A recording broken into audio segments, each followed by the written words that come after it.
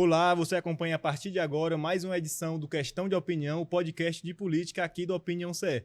Queria aqui convidar à mesa, primeiramente, o jornalista e colunista do Opinião CE, jornalista respeitadíssimo aqui do Ceará, Roberto Moreira. Seja bem-vindo, Roberto. Obrigado, Felipe. Muito obrigado. Meu nome é Felipe Barreto, sou repórter de política e aqui para a conversa de hoje estamos com o deputado estadual Felipe Mota, do União Brasil. Seja bem-vindo, deputado. Mais uma vez, obrigado pelo convite. Deputado, para o ano que vem a gente já tem aí algumas expectativas, né, para as eleições. Vamos começar falando sobre eleições, Roberto? Ou vamos para outro assunto? Eu queria só fazer um comentário. O deputado Felipe Mota tem uma origem na política, né? Tem um sangue político, o pai foi prefeito, o tio, governador do Ceará, o Gonzaga Mota. E o Felipe nasceu no Palácio, praticamente, e viveu em Brasília. E ele se tornou o articulador das oposições nos bastidores, no link entre a Assembleia e quem está sem poder, né? Sem mandato, mas que tem um prestígio. E ele tem essa articulação aí envolvendo o Ciro, o Roberto Cláudio, o próprio André Fernandes. Enfim, ele está tentando juntar a centro-esquerda ou centro com a direita, né? E o Felipe representa o agronegócio, a bandeira dele, ele é um produtor. E eu queria, Felipe Barreto, para não misturar, né? Perguntar como é que nasceu esse café das oposições, como é que está sendo essa articulação. Ela existe de verdade? Existe o Tasso nesse processo? Existe mesmo o Ciro?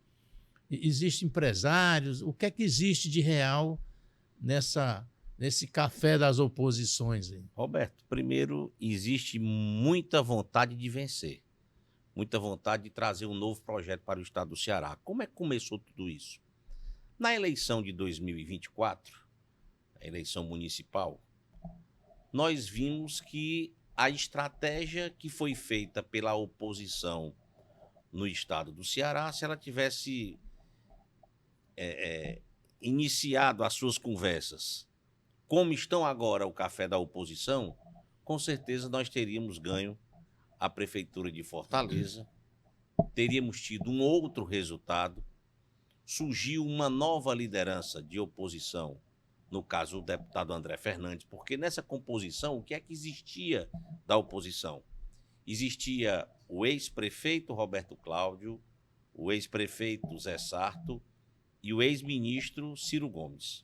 Aqui no outro lado, um candidato do União Brasil, o ex-candidato a governador e a prefeito, Capitão Wagner.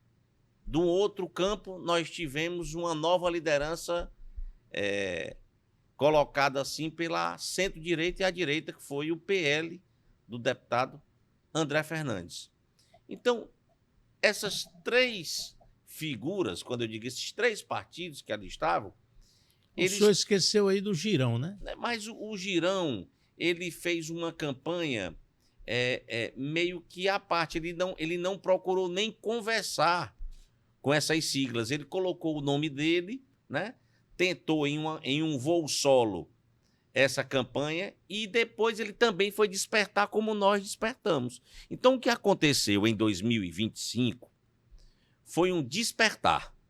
Nós vimos que se nós sairmos em separado, nós vamos enfrentar três máquinas, que é a máquina do governo federal, a máquina do governo do estado e a máquina da prefeitura de Fortaleza, que o prefeito Evandro acaba de chegar e está montando o seu laboratório para iniciar a sua gestão.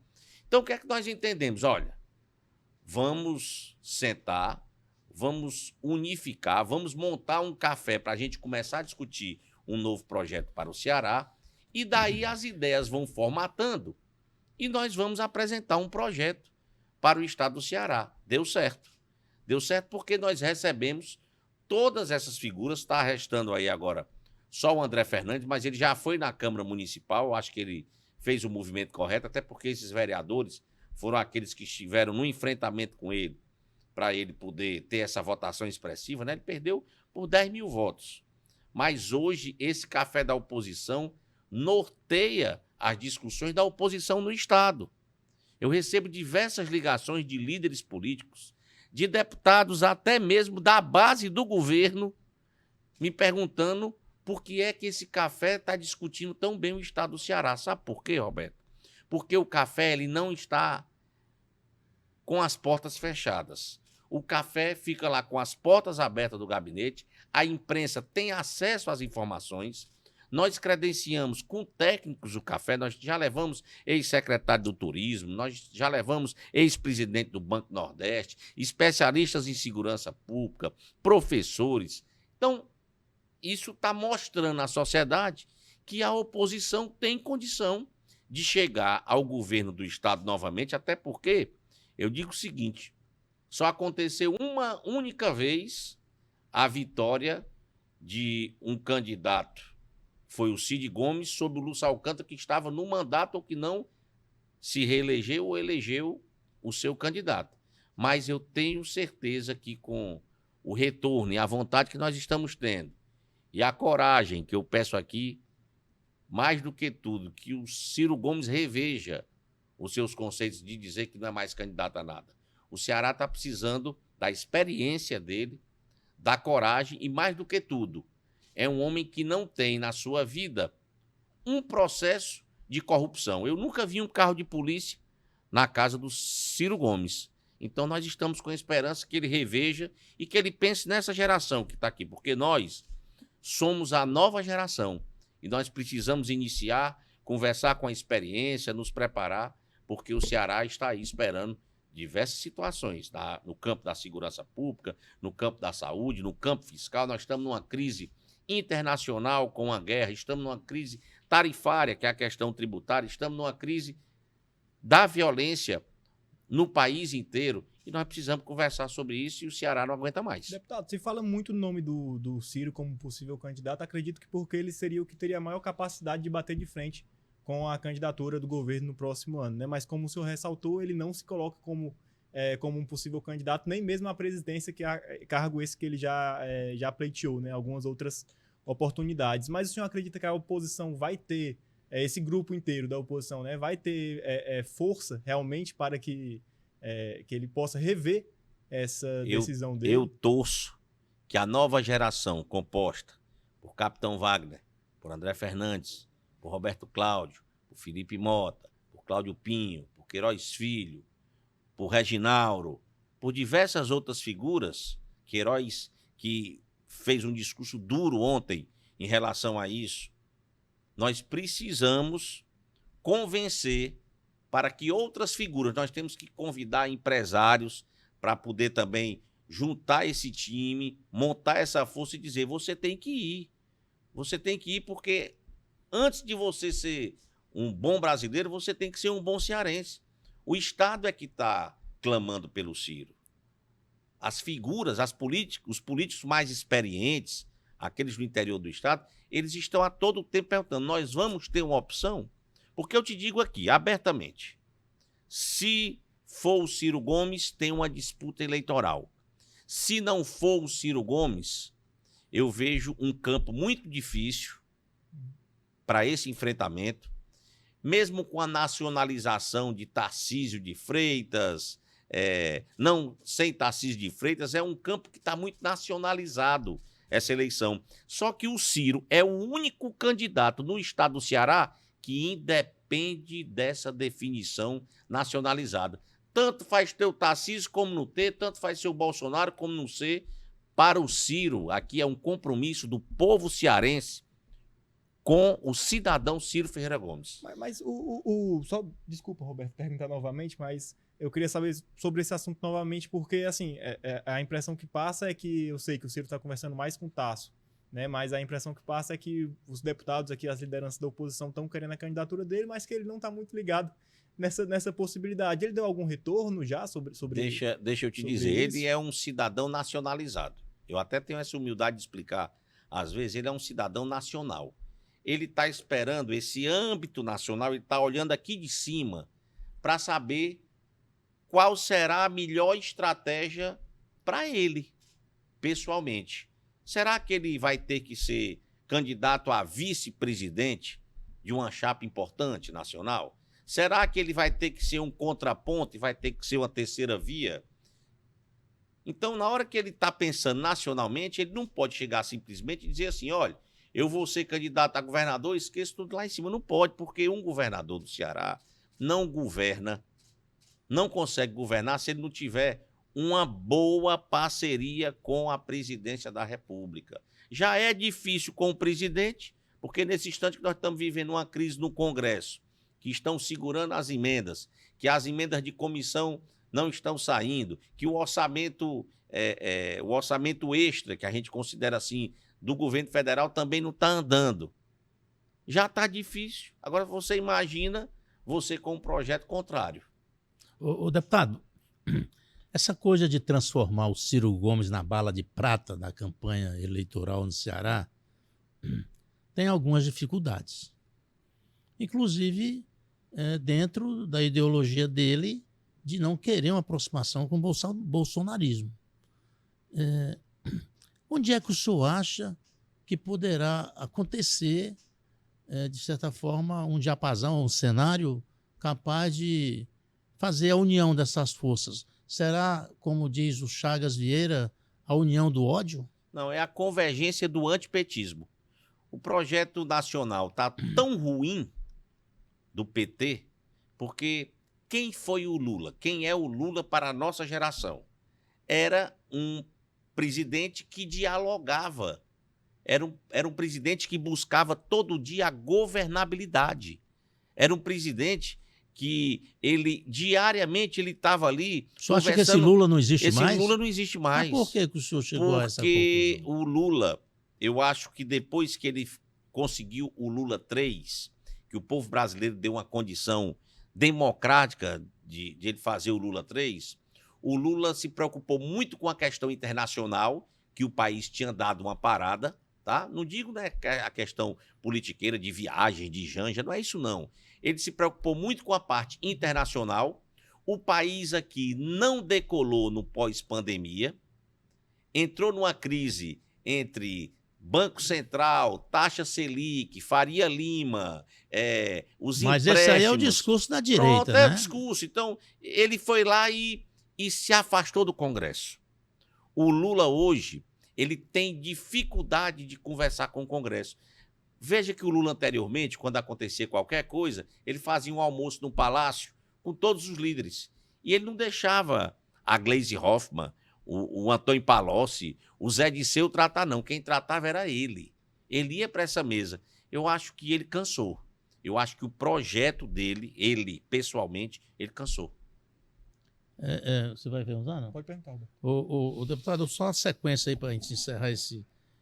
o Lula, né, o presidente Lula, aliás, ele tem dado sinais claros de que tem entendimentos. Ele chamou o presidente da Câmara e do Senado para jantar, o senhor falou em comida, fizeram o entendimento e, às vésperas do São João, o presidente da Câmara, Hugo Mota, convocou pelo celular todos os deputados para participar de uma votação online do projeto que acabava com os poderes dos decretos do presidente da República em cima do IOF. Acordo fechado, acordo descumprido. Tanto que os líderes da base do governo do presidente Lula se queixaram do presidente do Senado e do presidente da Câmara, que fizeram essa manobra em 24 horas no ataque frontal à governabilidade brasileira, como chamou o presidente Lula, que diz que o formato do presidencialismo brasileiro ele é de coalizão, de um governo de coalizão congressual entre o governo federal, o governo da União e o poder legislativo. Sem isso, jamais um presidente da República governará. O senhor até citou, passando essa situação. O senhor não vê, ou a oposição não enxerga que o ódio, essa coisa de perseguição, de tentar tirar o Lula do poder, de tentar desgastá-lo 24 horas do dia, é um risco? Eu vejo o seguinte, o extremismo no nosso país, eu digo isso desde 2023, ele não está mais surtindo efeito. Esse discurso de nós contra eles, a população não está querendo mais isso. Por quê? Nós temos de um lado o Lula, do outro o bolsonarismo. Esses extremos, eles foram implodidos na eleição de 2024, porque os grandes vitoriosos foram os partidos de centro. E no momento que você recebe das urnas uma resposta, você tem que fazer uma reciclagem de todos os erros. Nem o Lula fez e nem o Bolsonaro está fazendo. Vocês viram o que é que aconteceu na Paulista essa semana? A quantidade mínima de pessoas que foram afagar o coração do presidente Bolsonaro, porque as pessoas estão cansadas. As pessoas não querem mais saber dessa história de Lula e Bolsonaro. Você sabe qual é o projeto que as pessoas estão querendo hoje? Poderia ser feito por qualquer um de nós três aqui. Ele quer saber se melhora os índices da educação, se a rodovia que ele paga, o IPVA, dentro dos municípios está garantido, se a taxa de iluminação que ele paga tem o quarteirão dele bem cuidado. Hoje as pessoas estão indo para o mínimo para dizer assim, olha, se o governo não atrapalhar, já está ajudando. Hoje está tão perigoso essa questão de governo que hoje nós temos um poder paralelo, essas facções que aí estão, hoje eles estão agindo paralelamente ao Estado e o Estado não está conseguindo reagir. E o cidadão está vendo. Sabe quem é o cidadão que está vendo, Roberto? É desde o cara que tem uma simples mercearia nos sertões lá de Ararendá, até o cara que tem o maior atacado no estado de São Paulo. Ele está notando as facções cobrando pedágio, eles sem poder entrar nos bairros, tendo que fechar as portas do comércio na hora que eles dão a ordem. Então isso está dizendo o seguinte, como é que eu consigo acreditar nesses dois caras, nesses dois projetos, se eles já passaram pela presidência e não conseguiram fazer nada? Eu estava vendo ontem uma entrevista do ministro José Múcio, foi a entrevista que eu mais fiquei preocupado em 2025. Ele deu uma entrevista ontem dizendo o seguinte, que as nossas Forças Armadas estão defasadas em relação às Forças Armadas da América do Sul. O Peru, hoje, tem uma Forças Armadas muito mais forte que a nossa. Como é que eu posso ficar tranquilo quando eu vejo isso? Uma potência que é o Brasil no alimento, na exportação e tudo isso, e eu escuto de um ministro da Defesa dizer que nós estamos hoje com o campo aberto. Então isso me preocupa muito. E a população, ela se preocupa também. Ela fica olhando ali, você pensa que ela não está vendo, mas ela dá a resposta na hora certa.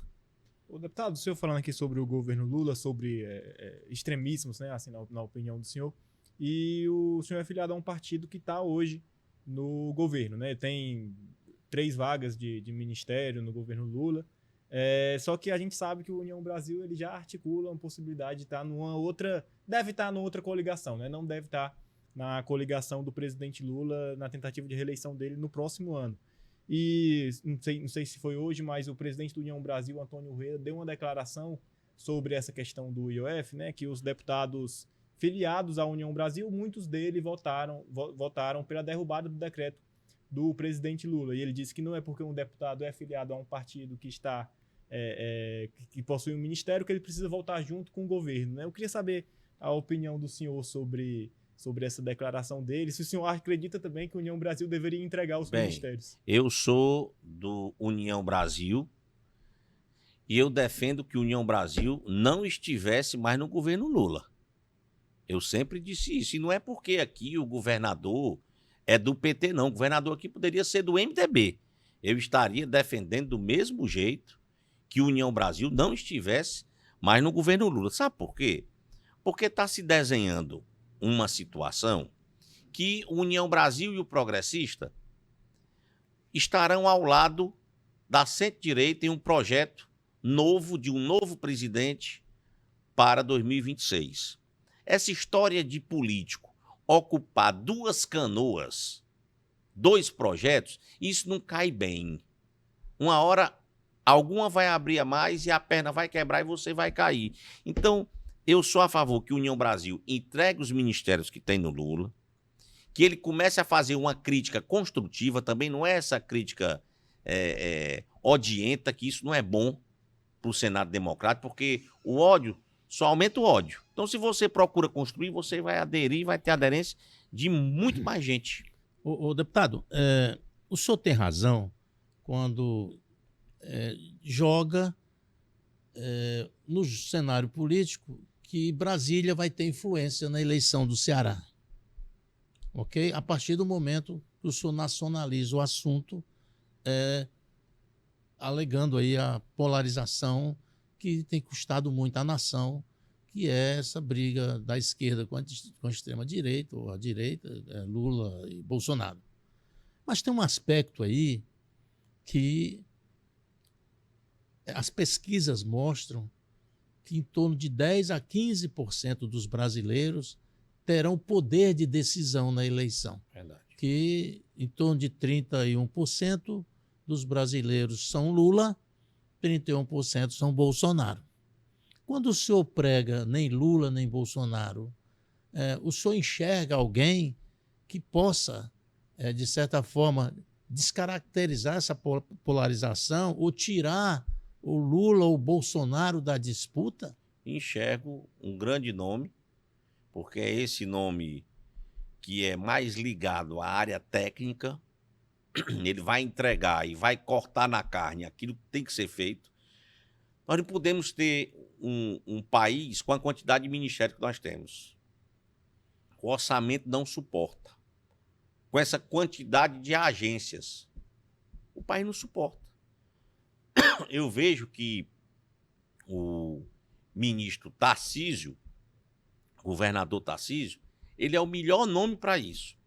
Porque o Tarcísio hoje, ele está fazendo um trabalho, um desempenho tão bom no estado de São Paulo, que ele consegue agregar esse eleitor extremista do Bolsonaro, o eleitor de centro, que está dentro desses 10% aí que o Roberto falou, e ele ainda consegue ter bandeiras defendidas dentro da centro-esquerda. Ele consegue conversar bem.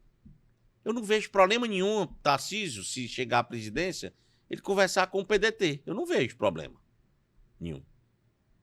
Não vejo problema para ele conversar com o PSB, conversar com o PV.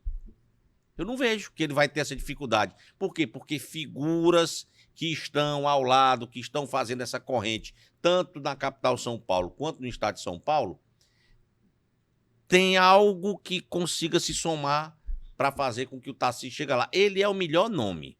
Mas o Tarcísio não é tão bem avaliado em São Paulo como vocês alegam. Ele não tem hoje 35% de aprovação, de ótimo e bom. Ele tem uma boa referência nas pesquisas como governo regular. Hoje, quando você passa de 60%,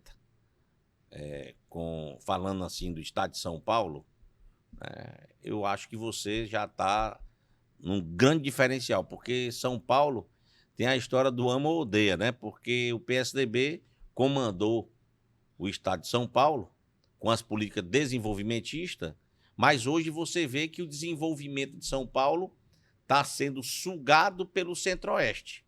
A força do agronegócio no Centro-Oeste está tão grande que hoje, se você colocar na balança a responsabilidade do PIB, hoje o estado do Mato Grosso ele está aí bem maior do que muitos estados nordestinos. Né? Você pegar 2, 3 estados... Mas Mato Grosso tem uma capilaridade que os outros estados não têm como ter, que é o espaço físico de terra, né, que ainda está sendo explorada e, na verdade, Mato Grosso não tem habitantes, tem gado. Né? Hoje a população de gado do Mato Grosso é maior do que a população de pessoas. O Mato Grosso hoje é uma referência mundial. Né? Ele está se tornando uma referência mundial. Mas o problema vai bem maior do que esse, porque hoje nós temos que ver a questão da segurança pública. Volto novamente. Quando eu vejo o ministro da Defesa dizer que as nossas Forças Armadas estão em defasagem, imagino o que é que eu estou pensando agora com as nossas Forças Armadas na questão dos nossos limites com os países. O Brasil, historicamente, deputado, é um país pacifista, né? Não é um país como a Colômbia, o Peru, que tem guerrilhas, né, que tem o tráfico controlando a produção de cocaína. Esses estados, a economia deles basicamente é cocaína, é o petróleo.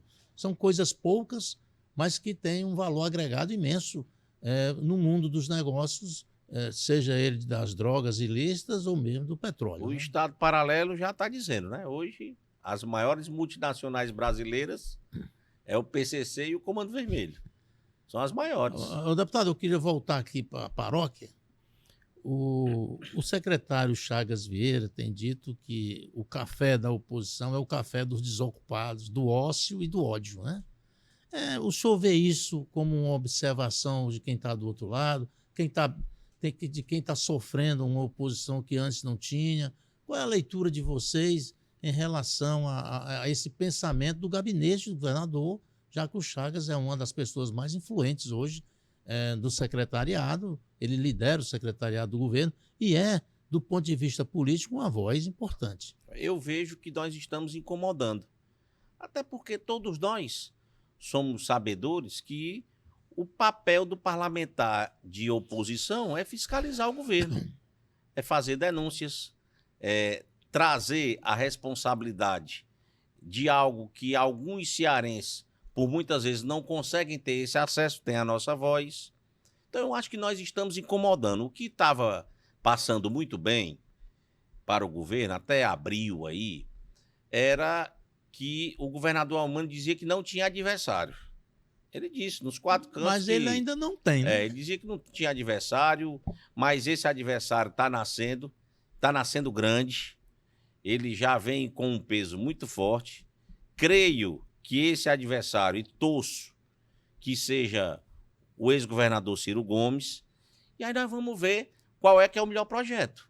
O senhor disse agora há pouco que se não for o Ciro, não vai ser bom. Eu digo que se não for o Ciro, nós vamos ter que fazer um outro desenho de uma nova figura, vamos ter que fazer um outro perfil de pesquisa, vamos ter que ver qual é esse discurso que vai ser implementado, como é que vem a questão nacional para você poder nacionalizar uma eleição. Você sabe que não é a mesma coisa, porque o que eu digo é o seguinte, o Ciro independe da questão nacional.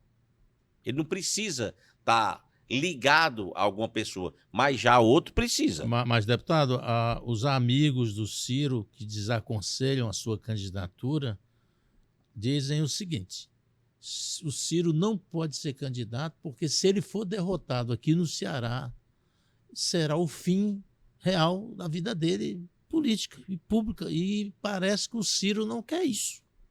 Então, e nem os amigos dele, os conselheiros dele. Político, Roberto, não pode ficar paciente. O político ele tem que ter a coragem de ir para o enfrentamento, de mostrar o seu rosto, de mostrar o que você fez no passado, o que você fez de bem para o estado do Ceará, o que você fez de bem para o Nordeste, o que fez de bem para o Brasil. Eu acho que o Ciro tem todas essas condições para mostrar isso, até mesmo para ser presidente da República. Eu vou complementar a minha pergunta, eu joguei essa pergunta para ouvir esse seu conceito, para concluir a minha pergunta. O Ciro, ele num caminho, numa pegada, ele encontra espaço para ser essa pessoa que o senhor acredita ser? O senhor acha que ele mantém um nível de relacionamento com vocês? Ou vocês vão embalados numa ideia na qual ele poderia ser um candidato altamente competitivo? O Ciro agora é o Cirinho Paz e Amor. Pode ter certeza disso. Já teve o Lulinha Paz e Amor, agora é o Cirinho Paz e Amor. Pode ter certeza disso. O Ciro tá preparado, é uma pessoa que já vivenciou tudo, que conhece esses porões da política brasileira, sabe que está enfrentando agora aí uma crise dentro do seu próprio partido, mas ele com humildade ficou silente, está tentando dialogar, inclusive o Lupe ainda quis foi deixar o PDT com ele, né? Dizer, eu não acredito que o Ciro não vai deixar o partido. É muito ruim a gente opinar no partido dos outros, mas eu vejo como uma pessoa que tem um carinho do presidente da sua sigla. Me perguntaram lá na Assembleia para qual partido o Ciro iria. Eu disse, gente, deixa primeiro ele se desfiliar do PDT, que depois a gente começa a fazer o trabalho. Eu queria muito que ele viesse para o União Brasil. Né? Eu queria muito que ele viesse. Mas ele está aí dizendo que está fazendo uma aliança, retornando uma aliança antiga aí com o senador Tasso Gereissati. Então, eu queria que ele viesse para o União Brasil, mas será que é possível?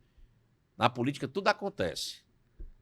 O deputado, aproveitar que a gente voltou aqui a falar do Ceará, eu queria falar sobre uma situação que tem ocorrido no União Brasil, né, que é a questão de algumas lideranças do partido, aí, notadamente o prefeito de Maracanã, o Roberto Pessoa, e o deputado federal Moses Rodrigues, que talvez estejam talvez apoiem o governador Eumano de Freitas no próximo ano. Né? Falo talvez porque a gente sabe que na política as coisas podem mudar muito rapidamente. E eu queria saber a opinião do senhor sobre esses correligionários do senhor que podem estar aí no apoio de uma outra candidatura em que o União Brasil não vai estar na coligação, né? Porque o que o Rueda tem defendido e o Wagner também tem defendido é que o União Brasil vai estar na coligação da oposição. Então, assim, qual a saída realmente desse cenário? Existe uma saída agora ou isso vai ficar apenas para o próximo ano? Partido precisa ter diálogo. Se União Progressista lançar uma resolução nacional dizendo que não permite nenhuma coligação majoritária com o PT, nós vamos ter que sentar, dialogar e vamos ter que buscar os nossos espaços. Quem quiser estar próximo ao PT, obviamente vai ter que procurar uma outra sigla. Agora, se o partido disser que está liberado as coligações com o PT e a maioria do União Brasil decidir por essa coligação com o PT, digamos, eu já estou dizendo, eu vou ter que procurar uma outra sigla, porque eu não me vejo aliado com o PT. Isso é natural da política, você tem que ter posicionamento. Então, se eu venho defendendo uma situação, eu espero muito a questão nacional, que o Roberto mencionou aqui, porque eu vejo que quem vai resolver isso é o Diretório Nacional. Isso fica muito pequeno para nós, da Comissão Provisória, dos diretórios estaduais, definir, porque quando vier uma resolução nacional dizendo o que é que vai acontecer, nem os próprios deputados federais entrarão em choque. Eles sentarão ali já com a decisão. E aí, o que é que nós vamos fazer? A defesa da estadual é que não libere. Né? Eu falo isso porque eu já tive a oportunidade de conversar com o diretório estadual e eles afirmaram que não querem liberar, né, os seus filiados. Bem, o capitão Wagner já fez referência a isso, o deputado Danilo Forte já fez referência a isso, mas também nós tivemos aí um trabalho feito aí pelo deputado Moses e pela deputada Fernanda para se aproximar do PT, mas vai chegar um momento que não vão ser nenhum dos quatro que vão decidir. Não são nenhum dos quatro. Ô, deputado, vamos aqui raciocinar um processo lógico, porque a política tem muito de ilógico, mas tem algumas coisas que são reais, né? Em 2022, quando o governador Eumano deu eleição no primeiro turno, que a oposição não acreditava nessa possibilidade, apesar de aqui mesmo o Domingos Filho ter dito que já saíram para a campanha de 22 sabendo que iam ser derrotados. Mas eu queria jogar esse fator 22 considerando um aspecto que eu acho interessante, que é a eleição não acabou de 22. Né? O Ciro vem raivoso há muito tempo, o Roberto Cláudio mais revoltado ainda, e eles ocuparam esse espaço do campo da oposição, agora aproveitando, pegando uma carona no projeto de vocês mais à direita. Essa junção aí tem muitos problemas. Né? Vamos aqui para o campo da formação da chapa, formatação da chapa. Né? O PL fez o primeiro lance. Meu candidato aqui é o papai, não? O André Fernandes lançou o pai. O Bolsonaro veio e referendou. Agora o André Fernandes, numa nova manobra, vai assumir a presidência do PL no Ceará, sinalizando claramente que vai ser um processo muito forte de articulação na associação de vocês, juntamente com o senhor e o outro grupo, que ninguém sabe para onde vai, ser o PSDB. E nessa caminhada, tem os deputados estaduais e federais, que o senhor agora falou há pouco, E o União Brasil parece já rejeitar a transferência dos deputados estaduais do PDT para o União. E o PL também parece não querer também os deputados do PDT filiados ao PL. Essa equação aí jogaria quase que obrigatoriamente os remanescentes ou os infelizes no PDT, os rebeldes, para se filiarem a um partido tipo PSDB. Não, mas nós não temos essa rejeição, não. Quanto aos nomes, não. O que é discutido é o seguinte, é porque as pessoas fazem cálculo. Né? Campanha proporcional já está dizendo, ela tem que ter o cálculo para fazer o maior número de vagas, o maior número de bancadas por partido. O que é que as pessoas estão analisando? Que hoje, no União Brasil, existem 4 candidatos que ultrapassam 70 mil votos. Então, quem tem abaixo de 70 mil votos, quem tem 68 mil votos, ele já fica preocupado em virtude dessas candidaturas de 70 mil. Mas isso não afasta, porque o cálculo que é para baixo, ele é para cima também. Para você ter direito às vagas de sobra, para você ter o maior número dessa bancada, você tem que estar e tem a necessidade de ter os grandes, de ter os médios e de ter os pequenos. Agora, isso vai ser discutido o quê? Isso aí é feito uma listagem, é discutida a carga proporcional de cada um, o que é que cada um consegue levar de voto para o seu partido para tentar fazer o máximo de vagas. Porque hoje, com essa mudança da proporcionalidade, essa história dos 20% da vaga da sobra, tudo isso conta. Nós estamos aí com um deputado na Assembleia, o deputado Pedro Gomes de Matos, que chegou agora, ele não entrou direto exatamente por conta da contagem da sobra. Ele ficou faltando ali 3, 4 mil votos que poderia ter colocado ele como efetivo na Assembleia. Então, essa contagem ele todo até político hoje reclama, faz. né?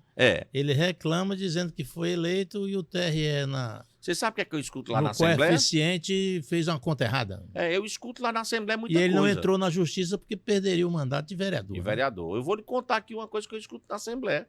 Hoje eu escuto lá do partido PSB que o último deputado lá é com 60 mil votos. Eu escuto do PT a mesma coisa, 60 mil votos. Eles falam que tanto no União Progressista, quanto no MDB, quanto no PSD, nós vamos ter ali um mínimo de 40, 45 mil votos. Eu discordo disso, porque eu acho que o União Brasil, eu sou bom nessas contas, assim, conversando com os meus amigos, eu converso muito. Eu acho que o União Brasil vai fazer o último deputado com o mesmo número que nós fizemos em 2022, ali na casa de 37, 38 mil votos. Mas está dentro do limite que eles conversam, né? Para 40 também não vamos ser tão precisos, não, porque... Essa discussão na somatória e divisão dos votos para a eleição na Assembleia e na Câmara, ela tem algumas distorções. Né? Tem deputado na Assembleia que teve 13 mil votos, 14, 15 mil. É um absurdo. Em detrimento de pessoas que têm 100 mil votos e não entrou. Isso o deputado, é a lei. Eu queria complementar minha pergunta, o senhor não deixou. Desculpa. Não, mas faz parte da discussão aqui. Aí o senhor interrompeu, eu ia entrar na possibilidade também do PP, que foi um partido que teve muita dificuldade na eleição passada para eleger um deputado federal, né? E uma bancada que também praticamente não existe. Seria possível, nesse jogo aí de vocês, de composição, o PP ser o partido de opção para abrigar deputados estaduais de outros partidos e ser algo de referência para poder montar esse esquema? Porque, por exemplo, o Almir Bier é um potencial deputado estadual lá na frente, eleito. Ele abrangeu aí, ele cresceu a representatividade dele, mas ele é um suplente.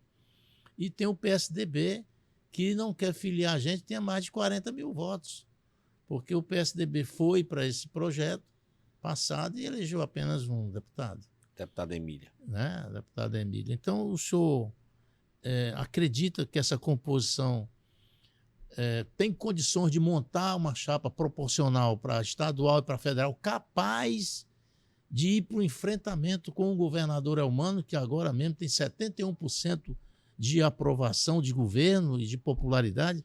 É algo assim impensável vocês conseguirem montar essa chapa para puxar o voto? Vamos aqui. Vamos fazer uma análise E aí, de chapa. somando isso aí, mais de 170 prefeitos que a base do governo tem. Vamos começar pela legislação, que a gente explica bem para a população. Hoje, só existem 5 partidos com uma força diferenciada do fundo eleitoral. PT, PL, que são os tradicionais, que aí está. União Progressista, que é o maior fundo eleitoral brasileiro, agora que está se construindo, eu não estou dizendo porque ainda não está assinado. Quando tiver, ele é o maior. Então começa União Progressista, PT e PL. PSD e Republicano. São esses 5 partidos. Depois ali vem o MDB, muito acanhado, vem as outras siglas, acanhado. Então, esses 5 partidos, por eles deterem essa maior fatia do fundo eleitoral, eles têm condição de atrair mais candidatos. Agora, imagina só o União Progressista. O União tem quase R$1 bilhão de fundo eleitoral para o mesmo número de candidaturas. Antes, seriam, só um exemplo aqui, deputado estadual, serão 48 vagas. Nós teríamos 96 vagas se tivesse o PP de um lado e o União Brasil do outro. Não, agora nós vamos ter as mesmas 48 com o dobro do fundo eleitoral. Então aí você me diz, se não é atrativo um partido como União Progressista, respeitando que o TSE é que vai dizer qual é o valor que o partido pode repassar para cada candidato. Então, todas essas discussões legais dentro da legislação é quem vai dar esse tom. No PL, podem surgir mais candidaturas. Por quê? Por conta do fundo eleitoral. No PT, do mesmo jeito. E nas outras siglas que eu disse, PSD, Republicano, e ali o MDB, o Podemos, acanhado, eles vão ter menos atratividade do que esses que estão aí no grupo dos 5. Então, tudo isso conta muito, as pessoas esperam, né? E a Justiça Eleitoral hoje obriga que esse investimento seja feito. Não tem como você sair disso. Os deputados federais e estaduais esperam pela ajuda do partido. O deputado, a gente já está quase se encaminhando aqui para a finalização da conversa, o tempo passou rápido, mas eu queria perguntar para o senhor também sobre a chapa para o Senado para o próximo ano, né? Porque assim, tem a pré-candidatura do Alcides colocada, os outros partidos eu acredito que devem estar tentando essa outra vaga pela oposição, né? Mas eu já vi uma movimentação, inclusive, de uma possível candidatura da Priscila Costa, né? Que também é do PL. Então, assim, seriam 2 vagas para o PL, né? Eu que posso tá essa acrescentar discussão? um nome? Por favor. O Felipe Mota está na lista de candidatos, o deputado Felipe Mota, desculpa, está na lista de prováveis candidatos ao Senado numa dobradinha com o pastor Alcides. E o nome do deputado Felipe foi lançado no Café das Oposições. Olha, deixa eu te dizer, isso é uma discussão inicial. Digamos, quem é que não sonha em ser senador, ser governador, ir pro ser céu, deputado né? estadual? Eu já estive lá como secretário parlamentar e eu conheço como é aquela casa. Tive a humildade de estar lá, tá? Mas eu te digo o seguinte, se nós não sentarmos todos numa mesa redonda, sem cabeceira, jogando o ego fora dessa mesa, para nós montarmos uma chapa fortificada para disputar a eleição em 2026, nós estamos fadados ao fracasso. Nós vamos ter que trabalhar com pesquisa, verificar quem soma mais na vaga do Senado, quem soma mais na vaga de vice, quem soma mais na vaga de governador, para ao final você somar tudo isso e a população acreditar. Essa composição aí, a gente tem condição de votar. Porque eu fico muito preocupado, às vezes, com essa questão do eu quero tudo, eu posso tudo. Isso é muito ruim na política. A própria população vai rechaçar isso. Essa história de um grupo só, a patotinha, isso as pessoas não suportam mais.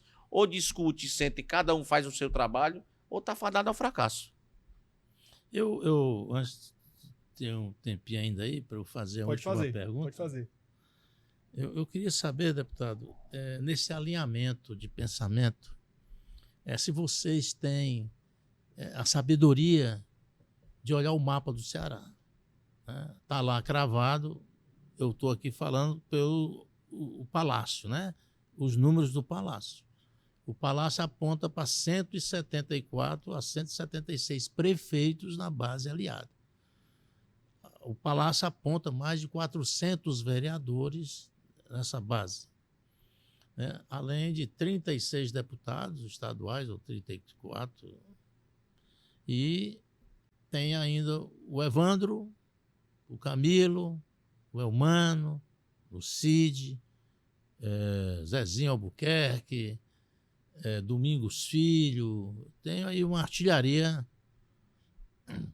É possível cravar algum espaço nesse mapa para uma candidatura de oposição fortificada, como o senhor diz, diante de um cenário onde o ministro Camilo Santana ele tem, de certa forma, 80% de avaliação positiva e puxa o Elmano, puxa o Evandro.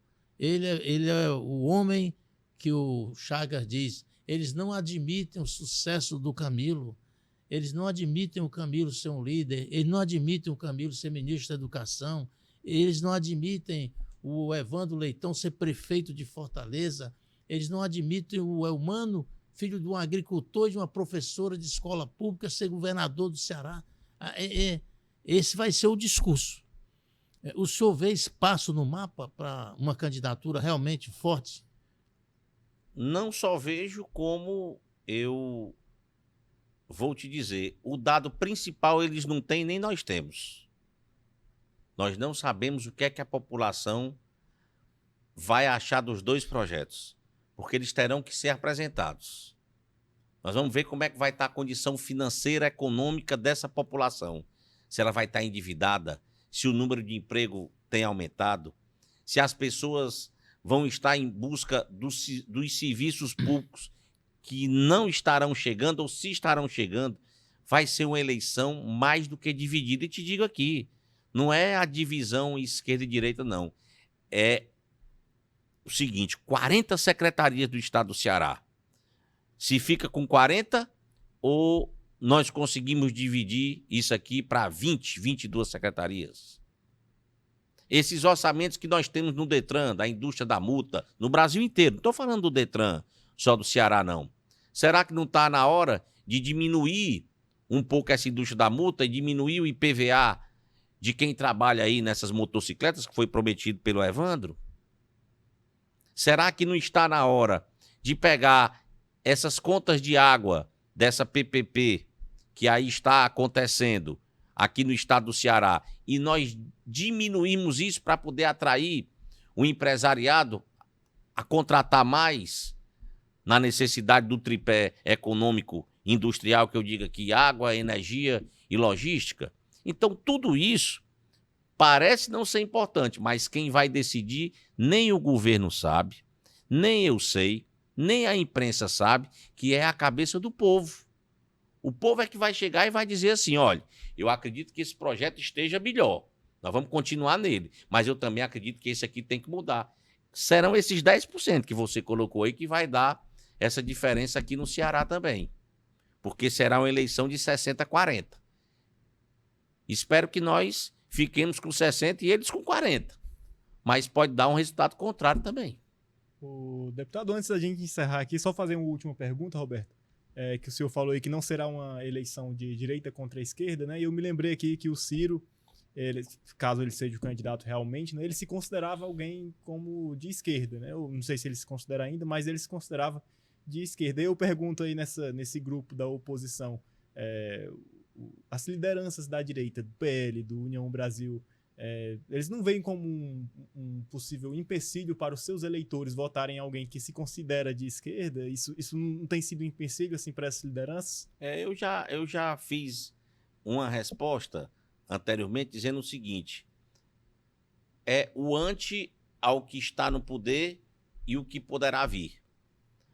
A direita se considerou, coloquei isso até para o Roberto, na época da eleição do presidente Trump, eu dizia a ele, esse rapaz pode destruir a direita no mundo. Foi mais ou menos isso que está acontecendo com essa briga nacionalizada que ele está fazendo com a Europa, com tudo isso. Por quê? Porque ele está colocando o brutal à frente do governo americano. E esse brutal não deixam os países confortáveis. O Brasil mesmo é um país que está desconfortado hoje pela questão do aço. Quantas empresas, quantos empregos, quantas pessoas não estão sendo atingidas por uma ação de um presidente de uma outra nação? Aí eu te pergunto, lá vem um cara da esquerda. As pessoas não estão buscando isso. Esse extremismo vai acabar. Ou você entrega para a população, ou nós vamos ter que mudar a condição de presidente no nosso país. Nós vamos ter que ir para o parlamentarismo. Porque no formato que nós estamos hoje, não suporta, nós estamos tendo uma inversão de poderes. O executivo legisla com as medidas provisórias. O legislativo executa com as emendas impositivas. E o judiciário cancela as execuções e os decretos governamentais com a inversão do judiciário. Então, quando você não se entende, quando tem uma insegurança jurídica no país, com uma coisa simples, vamos trazer aqui para o Nordeste brasileiro, para o Brasil, tem ministros que dizem que o vereador pode ser presidente da Câmara por 3 vezes. E tem ministro dentro do próprio tribunal dizendo que não pode. Vai entender. O deputado, para encerrar, um raciocínio rápido, eu queria uma sinceridade do senhor. Sempre terá. Vocês, em algum momento, abordaram a possibilidade do enfrentamento do Ciro com o Cid, os 2 irmãos aqui na eleição? Vocês estão construindo essa confusão familiar ou esse assunto não passa na pauta de vocês? Não, esse assunto não passa porque eu acho que já foi dito anteriormente pelo Ciro na eleição de 2024, a questão da faca nas costas, né? Então, isso quando vai para uma questão muito familiar, eu vejo que os irmãos deveriam conversar. E acho o seguinte, tem muita gente apostando em 2 situações, né? No Ciro e Cid rompido e no Ciro e Cid unificados novamente. Agora, essa opinião não vai sair da minha pessoa. Aí eu preciso que você busque essa informação aí com os 2 irmãos. Eles já são de maior, eles têm condição de absorver tudo isso, cresceram juntos, trabalharam juntos, comandaram já por 3 vezes o governo do estado do Ceará. Isso é diferente, né? 2 irmãos comandaram o mesmo estado. O Cid disse que não admite uma união com o bolsonarismo. E o Ciro caminha para o bolsonarismo. A frase dele já mostra o caminho que ele vai seguir? Ele está querendo plantar isso.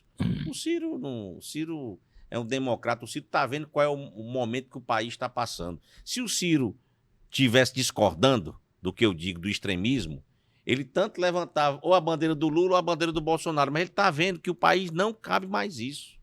O país não suporta mais o extremismo da direita e o extremismo da esquerda. As pessoas não estão mais para esse confronto. Quer que eu lhe diga por que está crescendo tanto? Você está vendo aí o agronegócio, que eu defendo tanto? Eles simplesmente fizeram o seguinte, o que é que nós temos de dinheiro para ser emprestado pelo governo federal, quais são as linhas de crédito, é isso aqui que nós temos, então é isso aqui que nós vamos trabalhar. E vamos trabalhar. E está aí dando resultado. Agora está todo mundo agora elogiando o PIB do agronegócio. Antes ninguém falava no agronegócio, era o patinho feio da casa. Agora não, o agronegócio é todo mundo elogiando, o estado do Ceará, nós crescemos com 18% na cota do PIB trimestral agora. No Brasil é quem levou a economia brasileira. Agora todo mundo está falando de agronegócio, ninguém falava. Agora, como está crescendo, como está dando resultado, exatamente porque nós não fomos mais para esse extremismo, nós queremos é que o agricultor familiar ele suba de estágio. Eu disse isso a um deputado do PT. É importante é que a gente capacite, prepare para que ele se torne um médio produtor, mais qualificado. Não aquele que fica pegando a ajudinha do governo, que tem aquela mania de não pagar banco. Mas na Assembleia, a oposição, a direita, votou contra um projeto que beneficia a agricultura familiar. Se votou errado. Porque nós precisamos votar naquilo que vai dar condição de melhoria para o pequeno. Eu sou um defensor dos pequenos, Roberto. Eu venho dos pequenos. A política que eu aprendi dentro de casa foi fazendo trabalho para os menores.